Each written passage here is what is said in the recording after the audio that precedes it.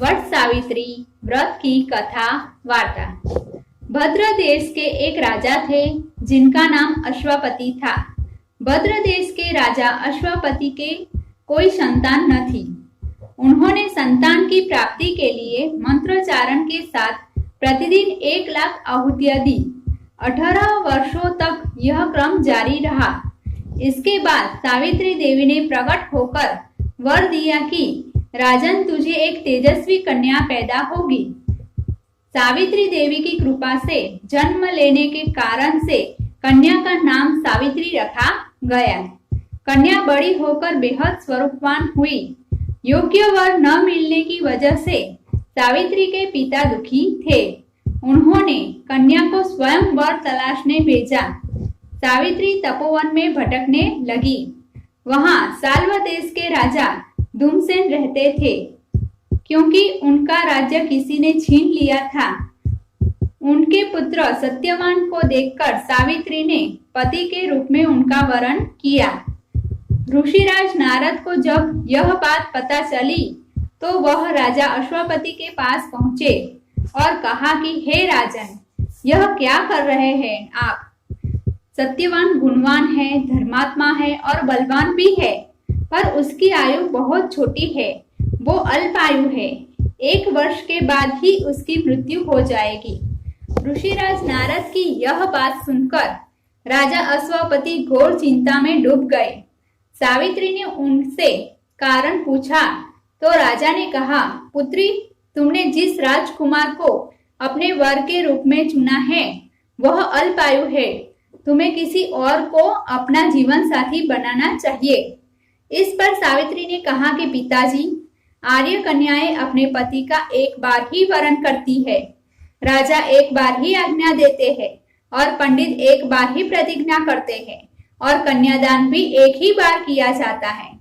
सावित्री हठ करने लगी और बोली, मैं सत्यवान से ही विवाह करूंगी। राजा अश्वपति ने सावित्री का विवाह सत्यवान से कर दिया। सावित्री अपने ससुराल पहुंचते ही सास ससुर की सेवा करने लगी। समय बीतता चला गया। नारद मुनि ने सावित्री को पहले से ही सत्यवान की मृत्यु के दिन के बारे में बता दिया था। वह दिन जैसे जैसे करीब आने लगा, सावित्री अधीर होने लगी। उन्होंने 3 दिन पहले से ही उपवास शुरू कर दिया। नारद मुनि द्वारा कथित निश्चित तिथि पर पितरों का पूजन किया। हर दिन की तरह सत्यवान उस दिन भी लकड़ी काटने जंगल चले गए। साथ में सावित्री भी गई। जंगल में पहुंचकर सत्यवान लकड़ी काटने के लिए एक पेड़ पर चढ़ गए। तभी उसके सिर में तेज सरदर्द होने लगा। दर्द से व्याकुल सत्यवान पेड़ से नीचे उतर गए। सावित्री अपना भविष्य समझ गई। सत्यवान के सिर को गोद में रखकर सावित्री सत्यवान का सिर सहलाने लगी। तभी वहां यमराज आते दिखे। यमराज अपने साथ सत्यवान को ले जाने लगे। सावित्री भी उनके पीछे पीछे चल पड़ी। यमराज ने सावित्री को समझाने की कोशिश की कि यह विधि का विधान है, लेकिन सावित्री नहीं मानी। सावित्री की निष्ठा और पतिपरायणता को देखकर यमराज ने सावित्री से कहा कि देवी, तुम धन्य हो, तुम मुझसे कोई भी वरदान मांगो। सावित्री ने कहा कि मेरे सास ससुर वनवासी और अंधे हैं, उन्हें आप दिव्य दृष्टि प्रदान करें। यमराज ने कहा, ऐसा ही होगा, जाओ, अब लौट जाओ। लेकिन सावित्री अपने पति सत्यवान के पीछे पीछे चलती रही। यमराज ने कहा, देवी, तुम वापस जाओ। सावित्री ने कहा, भगवान, मुझे अपने पति के पीछे पीछे चलने में कोई परेशानी नहीं है। पति के पीछे चलना मेरा कर्तव्य है। यह सुनकर उन्होंने फिर से एक और वरदान मांगने के लिए कहा। सावित्री बोली, हमारे ससुर का राज्य छीन गया है, उसे पुनः वापस दिला दो। यमराज ने सावित्री को यह वरदान भी दे दिया और कहा, अब तुम लौट जाओ। लेकिन सावित्री पीछे पीछे चलती रही। यमराज ने सावित्री को एक और वरदान मांगने के लिए कहा। इस पर सावित्री ने अपने माता पिता को 100 पुत्रों की प्राप्ति हो ऐसा वरदान मांगा। यमराज ने यह वरदान भी सावित्री को दे दिया और कहा, अब जाओ, अब लौट जाओ। यमराज अब घोर अरण्य में आ गए थे। सावित्री भी उनके पीछे पीछे वह अरण्य में चलने लगी।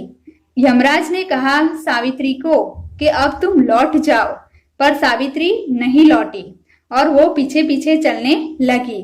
उसकी पति भक्ति से खुश होकर यमराज ने उसको अंतिम वरदान देने का कहा। सावित्री ने 100 संतान और सौभाग्य का वरदान मांगा। यमराज ने उसको यह वरदान भी दे दिया। सावित्री ने यमराज से कहा, प्रभु मैं एक पतिव्रता पत्नी हूँ, आपने मुझे पुत्रवती होने का आशीर्वाद दिया है। यह सुनकर यमराज को सत्यवान के प्राण छोड़ने पड़े। यमराज अंतर्ध्यान हो गए और सावित्री उसी वट वृक्ष के पास आ गई जहां उसके पति का मृत शरीर पड़ा था। सत्यवान जीवित हो गया और दोनों खुशी खुशी अपने राज्य की ओर चल पड़े। दोनों जब घर पहुंचे तो देखा कि माता पिता को दिव्य ज्योति प्राप्त हो गई है। इसी प्रकार सत्यवान सावित्री चिरकाल तक राज्य सुख भोगते रहे। अंततः पतिव्रता सावित्री के अनुरूप ही प्रथम अपने सास ससुर का उचित पूजन करने के साथ ही अन्य विधियों को प्रारंभ करे। वट वृक्ष की व्रत करने और इस कथा को सुनने से उपवास के वैवाहिक जीवन या जीवन साथी की आयु पर किसी प्रकार का कोई संकट आया भी तो भी वो टल जाता है।